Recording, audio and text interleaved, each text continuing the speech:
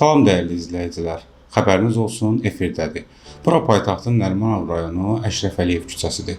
Küçənin sakinlərindən şikayət daxil olub. Onlar bildirirlər ki, uzun illərdir yaşadıkları küçədə asfalt örtüyü dəyişdirilmədiyindən burada kifayət qədər çuxurlar meydana gəlib. Xüsusilə yağışlı havalarda bu həm sürücülərin, həm də piyadaların işini çətinləşdirir.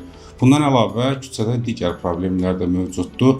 Görüntülərdən də gördüyünüz kimi əslində küçə iki zolaqlıdır. Yəni həm gediş, həm gəlişdə. Ancaq ondan yalnız birini istifadə etmək mümkündür. Çünki digər zolaqda avtomobillər park eləyib. Təbii ki, ərazidə dayanma, durma nişanı, qadağan olan nişan yoxdur və ona görə də avtomobillər orada park eləyiblər. Həmçinin küçənin bəzi hissələrində səkidə də avtomobillərin park edildiyi görünür.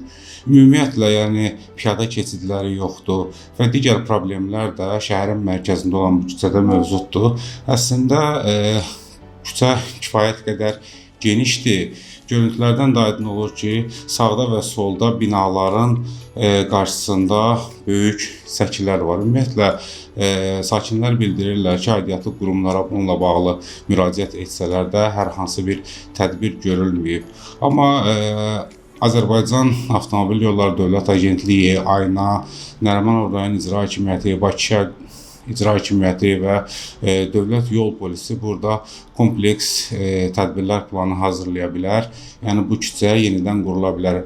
Burada həm avtomobillərin hərəkəti üçün iki zolaq, həm piyadaların hərəkəti üçün səkilər, eyni zamanda avtomobillərin park etməsi üçün yerlər düzəldilə bilər. Ümid edirik ki, sakinlərin bu müraciəti adını çəkdiyim dövlət qurumları tərəfindən nəzərə alınacaq.